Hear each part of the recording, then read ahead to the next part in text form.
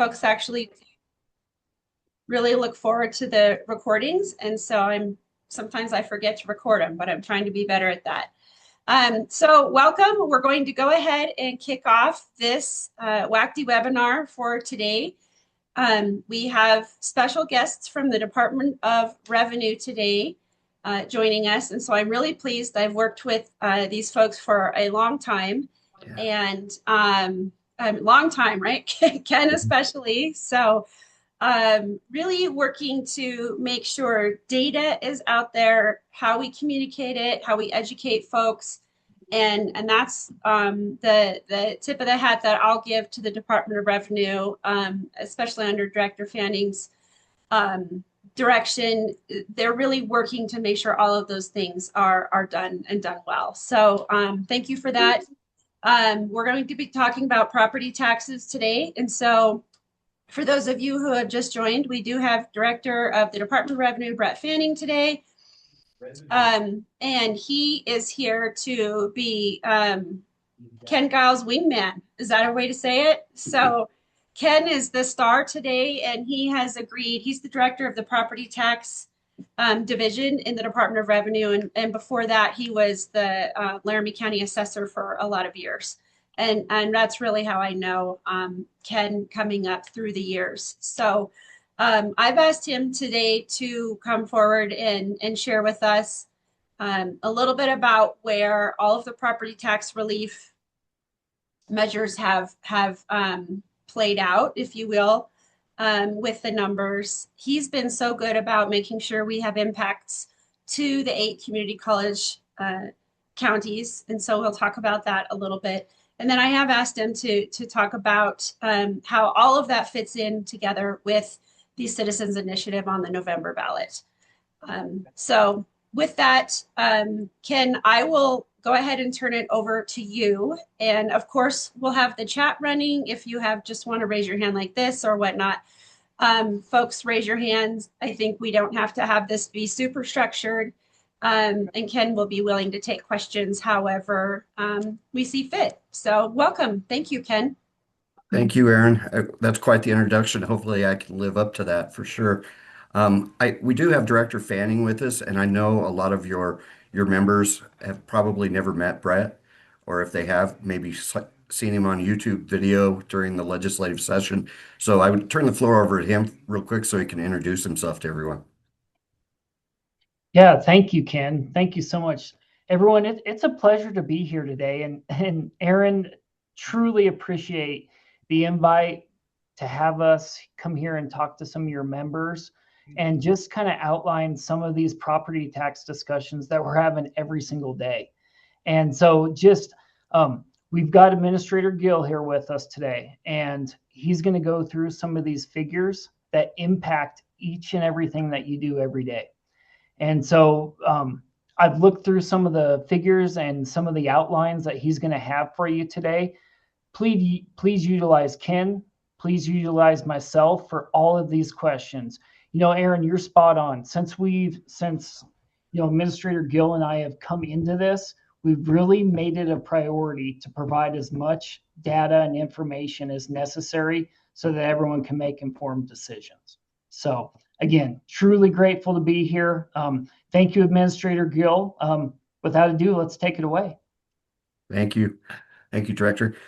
Well, Aaron, thank you so much for the invite. We really do appreciate it. I attended a community college in the beautiful city of Powell, Wyoming, and it was exactly, you raise your hands there. It was actually Northwest Community College when I went there, so maybe showing my age. So I have a Northwest Community College hat, and the very next year it was Northwest College. So that kind of dates me where it was in the 88, 89 era. So very familiar with our community colleges and really do appreciate all the work that everyone on this webinar does on a daily basis for our students and our communities around the state. I'll share my screen, Aaron. I tried to share it and I don't know what screen I'm sharing, so I'll give it a shot.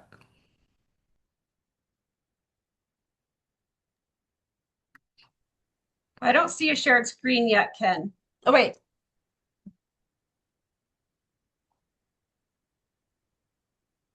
How's Okay, that? it looks like it's working. Cool. Yep. All right. Well, thank you again for having us with the Department of Revenue, and hopefully a long time that we'll be able to get together and discuss other figures as we go along in these coming years. So the first thing I wanted to kind of visit on is the property tax exemptions that have been passed over the past two or three sessions now. It's been busy. Property tax has been a very, very busy department in the past three sessions. The first one being that 4% cap. I think everyone's heard about that. And that is where the taxable value of a property, a residential property, and its land cannot go up more than 4% from the previous year. Um, and any amount above that 4% is exempted. So, little caveat on that, if the property sells, then it goes to full fair market value. If the property is remodeled or something like that, it goes to full fair market value. In other words, when I say remodel, its footprint actually gets bigger, so it will go to fair market value then. How much was exempted in tax year 2025? 721.1 million exempted statewide from all taxing authorities. That number's a little misleading in a way because it compounds every year. So the first year it was 300 million, and then the next year it's 721. Well, that 721 actually includes that 300 million from the previous year. So next year in 2026, when we see these figures here coming up in the next month, I anticipate that statewide number to be well over $1 billion assessed dollars in taxable value that will be exempted statewide. Now, how does that affect our community colleges? Currently in 2025, almost $1 million was exempted from our 8 community colleges around the state due to this 4% cap. Now, I will mention on that though, those colleges that have a bond and bonded indebtedness, the levy is adjusted for that. So the bonded indebtedness and the principal and interest for that bond, they just adjusted that levy to make sure that there was enough money in the bucket to pay the principal and interest. The other program that we currently have going on, and it's actually still in play right now, is the long-term homeowners exemption. Some folks call it the gray-haired exemption, I've heard, and there's other names that I've heard on this exemption. It is a 50% reduction in the taxable value of the dwelling and the associated land, the improved associated land, up to 35 acres. There's qualifications for this one. The owner or their spouse must be 65 or older, and they had to have paid residential property taxes for 25 years or more. Um, Now in 2027, uh, there's been some changes to that from the 2026 budget session. The 50% exemption going forward next tax year will be applied only to the first $3 million of fair market value. So the impact to the community colleges should be less as we move forward, but maybe not because not a lot of our counties have $3 million homes besides the one up in the northwest corner. So, and or maybe two or three up in the northwest corner. So, may help the college that I went to in Powell, but the other colleges that cap probably won't make much of a difference. The other thing that changed is the deadline to apply for this exemption moved from the fourth Monday in May to March 1st. So starting in 2027, folks that qualify for this will have to inform their assessor that they still qualify for this exemption by March 1st. If they apply after that date, they will not get granted for that year. The other thing that changed on this, and I did not put it in this screen, I apologize. This now goes on in perpetuity. So the long-term homeowners exemption, it ended after this tax year, and they extended it to forever at this point until they change it. So the impact on the community colleges statewide was 1.6 million. And if you want to see the impact on each college, I think I've provided that to Erin and I think she probably already has it on the website. So If you do want to see your particular college that you're interested in, um, we do have those numbers for each college. The other exemption still in place right now is the homeowner's exemption. It was the 25% reduction of taxable value and associated land. Um, kind of a caveat on this bill. In 2025, it applied to all single-family residential structures and their associated land. In 2026, the legislature said no, from now on, it will only be owner occupied. Folks that live in that home, that live in Wyoming on a regular basis, on a constant basis, they will have to apply. They will have to file a claim. That that that deadline to file that claim was March 1st of 2026. So a lot of talk around the state. We had 49,000, roughly 50,000 sign up on our website for this exemption. Um, and you add the 35,000 long-term homeowners, so that's about 85,000 property owners receiving some sort of property tax relief statewide that is not backfilled by the state of Wyoming. Um, the impact of this exemption was very large to the community colleges. As you can see on my screen there, it's 4.2 million in 2025.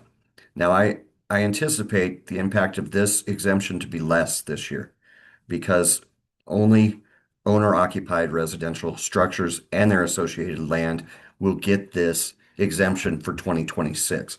So I think the impact should be less. We know that statewide, the owner-occupied number that the state has is 72% of homes are owner-occupied.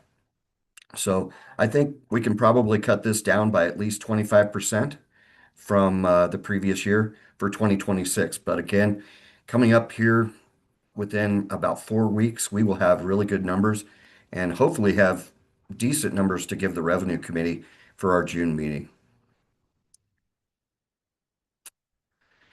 And then it's a oldie but a goodie exemption that we've had forever in the state of Wyoming, the veterans exemption. Now, 2 sessions ago in the last general session, the legislature changed this exemption from 3,000 of taxable value to 6,000 of taxable value. So what does that mean to that veteran? Before in Laramie County, let's say, they were receiving about $215 in tax savings. Now they're getting about 430. So very meaningful to those veterans. And there is no financial impact to the community colleges on this bill because it is backfilled by the state. I will mention that in this last budget session, I believe there were about 5 bills that would have expanded this veterans exemption, and none of them reached the finish line. So this is a this this exemption here is very specific to combat veterans or disabled veterans. So it is specific. So even if you served, depending on your medals, you may or may not qualify for this exemption. But again, it is backfilled by the state, and every September, the treasurer will send us a report, and we forward that over to the treasurer, certify that amount, and then that money is sent back to the county, and then the county distributes that money to all the taxing entities like the colleges. And then, of course, we have the property tax refund program. If anyone has any extra time, you could come up and help fill out applications and sort applications because we have boxes of them. I don't know if anyone saw the governor's press release, but when we sent out the applications to the folks that applied for the 2024 refund, we had 186 U.S. postal bins stuffed in a van. So if you go to the governor's Facebook page, he actually pasted it on his Facebook page, and it, it's a really neat picture to give you give you an idea of how many applications that we're dealing with. It's all hands on deck up here right now. Director Fanning is allowing folks from other divisions to work on the property tax refund as they get their other tasks done, then go work on the refund. So it's all hands on deck. And like I said, if anybody wants to help, you're more than welcome to come up and to help. We'll find a computer and a chair for you, and we'll get it done. Last year, we refunded about 15,000 property owners out there, and to the tune of about 15 million. I will say the legislature did fund this program for the 2025 refunds, so we're refunding last year's taxes, but there's only funding for that 1 year right now. So there is no funding for the 2026 taxes at this time. I'm assuming that they will probably have us put it in a supplemental budget or a supplemental budget request in the coming year, but currently it is only funded for this 1 year. And this, I might mention also, because the tax bills went down because of all of the exemptions, the amount we needed for the refund went down because the tax liability went down. So it went from about 15 million that we sent out last year to just a little bit over or under 12 million. So it did go down. Another exemption, and we're just applying that one right now. It's the business personal property exemption. That exempted 75,000 of fair market value off business personal property. So there's one exemption per company, per county. And running a quick look at the data, 70% of business personal property taxpayers will not receive a tax bill in 2026. So it, that means that a lot of folks will not get the tax bill. I know that the treasurers will be dealing with a lot of questions. Hey, we always get a tax bill on this. We didn't get it. Why? So they'll be dealing with that. But we know that our personal property taxpayers, our businesses that pay personal property tax, we know that 5% of them pay 95% of that tax. So the impact on this one um, is very low statewide. It's about 10 million statewide. But we'll have better numbers as they start rolling in June and July of 26. So we'll update and make sure Aaron has those numbers exactly how they affected every county and every county community college for sure. There was one other bill that passed in the last general session, and it was a trending freeze. I won't get too deep in the weeds on this one, Aaron, but it basically once that asset, that widget reached its life expectancy, then the trending froze. So no longer are we valuing that asset at fair market value. We're freezing it at a certain trending level and no longer depreciating it either. So that the value of that asset will remain constant. Um, we can't estimate that of the impact of that. I don't anticipate it that it's very large across the state, but for some of those entities that have older assets, it will make a difference for those businesses, especially your oil and gas businesses that have their drilling equipment and their regular pumping equipment. Some of those older wells, they won't trend up anymore. So it could have an impact on some of that larger personal property that we see throughout the state. So this next slide, Aaron asked me to speak about. It's the People's Initiative, and I think we've all heard about it. It's on the upcoming ballot in November 2026. Um, this one this one came to me right when I became administrator, actually. I think I had been here maybe 2 weeks, and I had this land on my desk, and I was like, I don't even know what to look for here, but I think we've worked through it of how it works. It's a 50% exemption to all owner-occupied dwellings. So you have to live in it 8 months a year, and it's only the dwelling. It's not the land. So a little bit different than the long-term homeowners exemption. Now, something that caught Director Fanning's and my eye in the original initiative, it's applicable to tax year 2025 and thereafter. Well, we're in 2026. That was going to be a real problem. Um, we had county treasurers calling us and in a panic. How are we going to do that? Basically, are we going to have to call LCCC and say, hey, you need to send some money back from last year because we have to refund it to those taxpayers. And then refund it to who? What if the taxpayer moved? What if they sold the property? Whatever the case may be. So it was going to be very confusing. And we'll talk a little bit more on my next slide on that. Um, the owners will have to file an initial sworn claim with the assessor on the first year. And then after that, they can simply contact the assessor and tell them that they still qualify for this exemption. So under current law, should this pass in November, owner-occupied residences can receive the 50% from this initiative and the 25% from the 25% exemption on their dwelling and on their land. What they can't do is get the long-term homeowners exemption and this people's initiative. So the legislature changed it this last year on the long-term homeowners. They cannot receive the people's initiative should it pass and the long-term homeowners.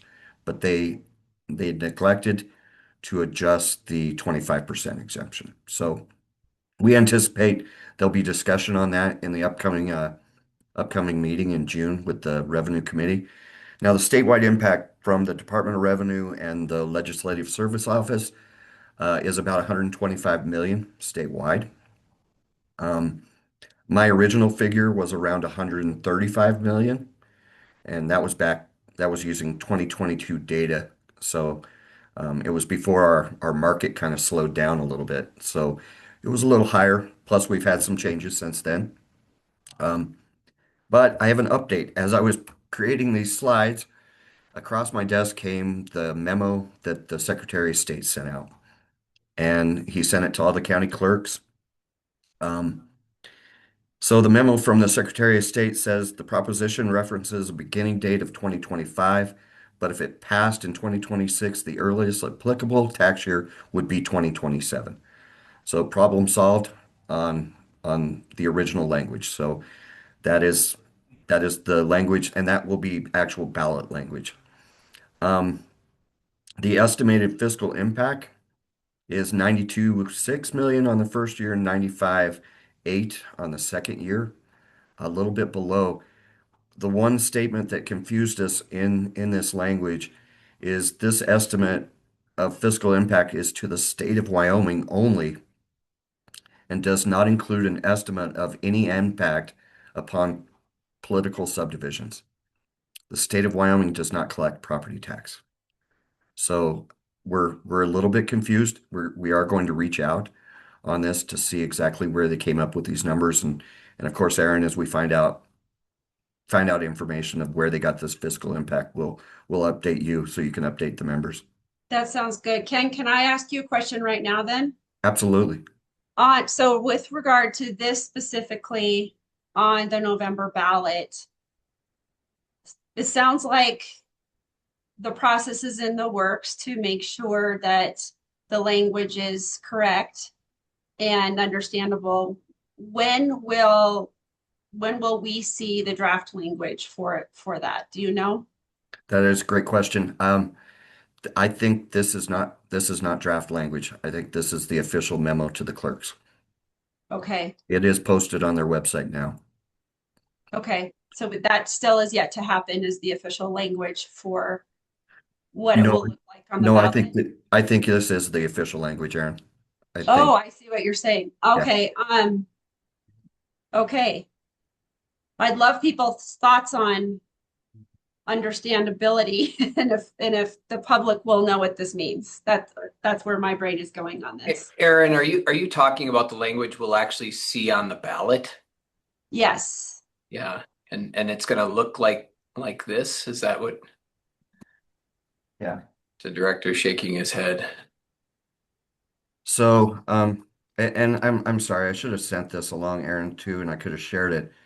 Um, it's a long, it's a page worth of language for the ballot. Mm, And it shall a law be enacted establishing a property tax exemption for qualified homeowners, primary residents in the amount of 50% of the assessed value of the dwelling and defining homeowner and primary residence, providing that no more than one exemption shall apply to a single property or be claimed by a single owner per year, requiring a homeowner to be a resident of the Wyoming for at least 1 year and have occupied the primary residence for at least 6 months of the previous tax year to qualify, requiring an initial sworn claim affidavit filed with the county assessor by the fourth Monday in May, providing for continuing the exemption in subsequent years through annually confirming eligibility, providing a penalty for false claims, clarifying that the exemption applies to the residential structure and specifying applicability, question mark. And then it gives the estimated final fiscal impact, and it shows those two numbers that are on the screen. And then the above estimated is based on a residential property assessed value and property tax data from the CAMA system provided by the Department of Revenue in 2023. The future fiscal impact estimates are derived by using the January 2023 consensus revenue estimating group report, estimating annual growth of 3.5% for properties in future years. This is an estimate of fiscal impact to the state of Wyoming only and does not include an estimate of any impact upon political subdivisions. The proposition references a beginning date of 2025, but if passed in 2026, it would be applicable in 2027. And fiscal impact will apply to each year so long as the exemption is in place. Future impacts depend on unpredictable economic conditions. And then it has for or against. Wow. That's So pretty I'm, complicated. It's the bill. yeah, Yeah. I'm assuming that's the entire ballot language. That's my assumption. Wow. So something we can talk about, and I'll let you finish, but something that we'll have to think about because it specifically says no estimate of impact to political subdivisions. So it would be up to those entities to educate on the impact because it's not going to be right there on the ballot. Yep, yep. And I think I anticipate there'll be many taxing authorities out there wanting those numbers for sure. Yeah. And I think we can probably provide that down to the cemetery district all the way up to the county government for sure. So yeah. So yeah, we were a little confused by it. We just got it this morning. One of the assessors actually passed it on to me, and it must have been passed on to them by their county clerk. But from the way I read it, I believe the email chain that I saw, I believe it is on the Secretary of State's website already. I have not checked for that.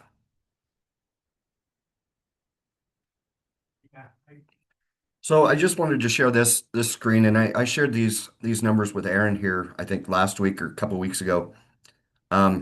Just the amount of residential value of our 8 counties here, and how much of that value is attributable to the entire county versus the county seat. I think it's very telling when you look at Campbell County, 6% of their value is residential property. So a cut in residential property in Campbell County as a whole probably isn't as impactful as it would be for, let's say, in this case, Sheridan County. So it these exemptions really treat every taxing entity, including our community colleges, differently. And there's no uniform loss by each taxing entity out there. And then but you look at the county seat, the city of Gillette relies on 54% of their overall value is residential property. So it's very interesting. I always like this slide because I think it's very telling of what counties are affected by what. Of course, community colleges collect from the entire valuation of the county valuation. So they levy against the entire county, whereas the city of Gillette's only levying against the area that is within the boundaries of the city. So just a very telling slide. I'm going to keep this updated yearly. So if anyone ever wants a copy of this, I'm going to continue to do this every year so that folks can see those changes. And it does change. It absolutely does change as mineral values go down, you're going to see those numbers change. So, very interesting slide to me. And with that, any questions I would take, and of course our contact information is right there on the screen, and I did send this to Aaron, so if you want a copy of it, Aaron can provide that to you, or I can. So with that, I take any questions, Aaron. That is great, Ken. Thank you for that. A lot of the information, as you heard, is on the WACCT website. We do have a page specifically dedicated now to property tax education. And so a lot of that is thank you to the Department of Revenue and the Wyoming Taxpayers Association, especially. But some of this county by county, for the college counties particularly, that's what we're really trying to par out for you guys. So thank you for that. Let's see. I asked my question about the ballot language right there.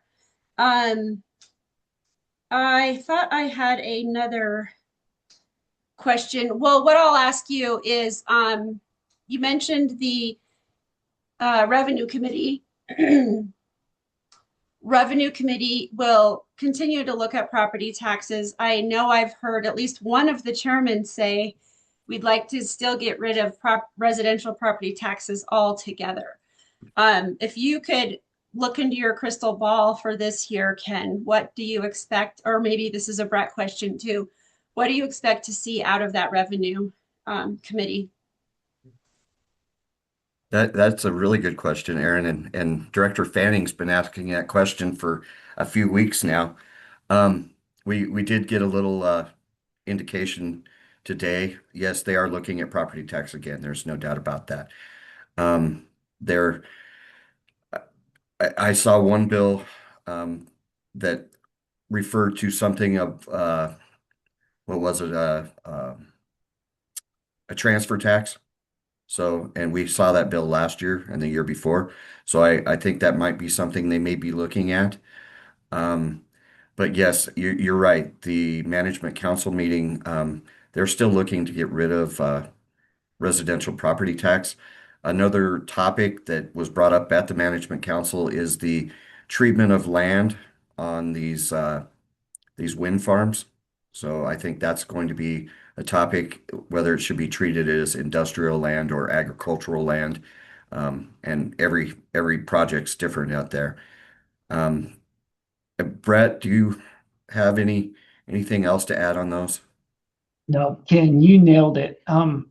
So Aaron, just think about the last 2, 3 kind of interim sessions and a lot of those discussion topics. It's my understanding and listen, management council and trying to figure out what we're going to talk about in June. I think a lot of those same topics are going to come back up. Yeah. I think we'll see acquisition value again, for sure. Isn't that crazy? Well, we keep trying in this legislative space, keep trying and trying. Of course, we'll have an election, and so the population of what the legislature looks like may be very different. Maybe it won't be. I guess we'll see. Dr. Schaefer, I see your hand up, and Ken, I'll ask you to go ahead and just take your share down so we can see folks a little bit better too. But Dr. Schaefer, go ahead and have your question. Yeah, thanks, Aaron. Director Administrator, thank you for being here and sharing this information. This has become one of those areas I never thought I would have to be as attuned to or monitoring when it comes to thinking about the future of the colleges. So appreciate it. And Ken, congratulations on all your success there at the state. Thanks for being such a good partner when you were here in Laramie County as well. Really appreciated working with you, and my folks always spoke so highly of you. So good to see you there. Here's a question, and it's probably a bit broad, and you may even want to punt this to later. One of the things the Wyoming Community College Commission has tasked their executive director with is forming a committee to look at our funding allocation model. Our funding allocation model takes into account anticipated, actual, not sure the best way to say it, local revenues as a measure to determine the distribution of state funding to create some type of parity across the colleges to do that.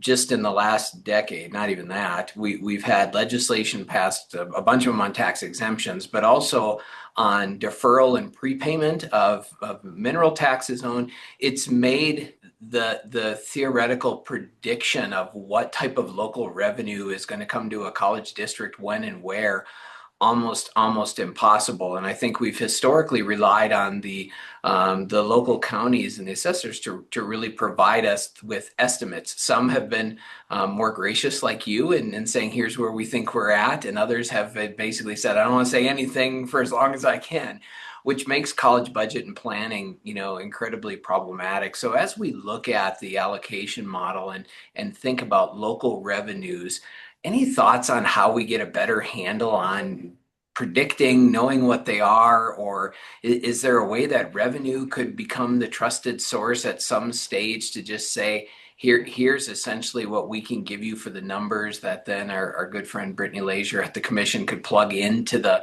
model? It just seems like it's been a perpetual roller coaster and a crystal ball issue that just creates such challenges in thinking about our budgets. So I don't know. It's like I say, it's a loaded question, but would love to hear your thoughts, Ken or Brett, if you want to chime in there, and Brittany may want to chime in or follow up as well with some of this. Yeah, I think that is a great question. I mean, when that monthly ad valorem bill passed, back in what, 2020, somewhere in there, 2019, 2020, I think. Um, yeah, at the time we're levying, first of all, we're levying against money that's already been collected and probably spent, which is odd. The crystal ball, you're right, it is a crystal ball. And we've worked with Brittany a little bit, trying to provide some insight. And Brittany, I think when we left that, we have a pretty decent handle on your predictions and your models now. I'm not positive. Yeah, so last year, and I mean, I gotta pull the cobwebs out because I'm not in this world right now.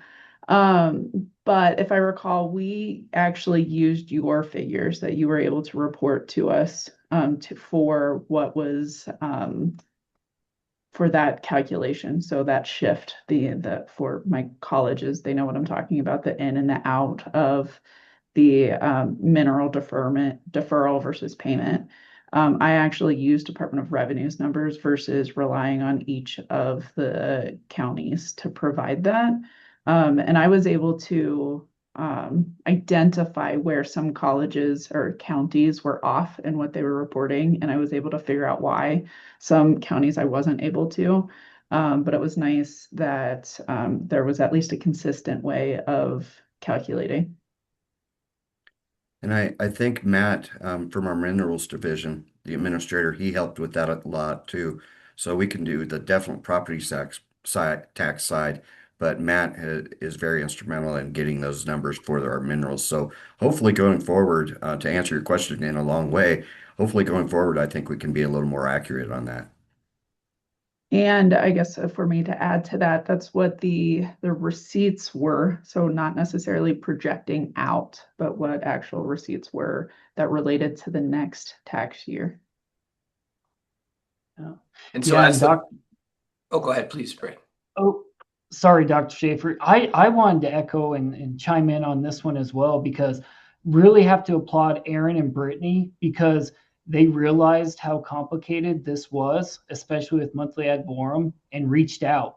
And so we were able to get all the data from one place, from our place. We had Administrator Gill with property tax, and then we had Administrator Sachet with mineral tax. Got everyone in the same room. And I think we did come up with some, while not perfect solutions, much better options. So you have a little bit more reliability when it comes to that crystal ball. So again, great effort to a lot of folks in this room. So thank you. Go ahead, Mr. President. Oh, I was just going to say I appreciate that and appreciated Brittany's work in helping bring some clarity to this for the colleges too. Just thinking ahead, will we be able to sort of continue to apply a similar process with actual revenues once we kind of get a picture of property tax exemptions and how those will all flow and play out? I'm assuming we're always going to be dealing with a somewhat of a delay in how we utilize those in our funding model. This is getting into community college stuff. Sorry, Brett and Ken, but thinking about, when we know who and where the exemptions apply to, those revenues will then be reduced. They'll be distributed. Um, those actuals are probably not going to be useful in the time that they're distributed because of the way the process works. And so I'm assuming we'll always be kind of looking in arrears to consider historical as still what we might anticipate for future revenues within a biennium. I don't know if that makes sense, but just trying to get a handle on how all the exemptions and the flow of those exemptions, and ultimately the tax collections. Because what it could create is based on the program. Certainly, if it becomes permanent, that's one thing. But based on the program and the applicants and what happens, there could be some considerable volatility just in the revenues received on property taxes. And that's one of the things we're trying to figure out is how do we smooth as much of that volatility out of the allocation process, just to keep a lot of the colleges to have some sense of stability in the planning. Yeah, not to speak for Director Fanning, but the department's here to provide whatever numbers we can and as quickly as we can. So I appreciate that. Thank you. always Yeah, a thank pleasure you. working, always a pleasure working with Brittany and Aaron on that stuff too. So Yep, it absolutely is. Director and Administrator Gill, have you been asked lately by legislators as to the impacts from the legislation that passed? What did you say, 2020? And I know there were some reporting in that next year, but it's been a few years now. Have you had any conversations with them about how it's working, and is there a need to refine anything? I have not, Director. I'm not sure if you have. Nope, haven't. You know, all of this started, 2, 3, 4 years ago. And all of it really came on what we really need some, you know, we need to take the opportunity to see what all this is doing to our tax systems here in Wyoming. It's just really so important because we pass so much so quickly. And I think there is a real opportunity to see how all this is impacting our community colleges and all of our other stakeholders that rely on property tax for funding. I couldn't agree more. A frustration that I had, especially during this session and even last session too, was, well, we've got this one bill in front of us, but there was no conversation of a comprehensive impact.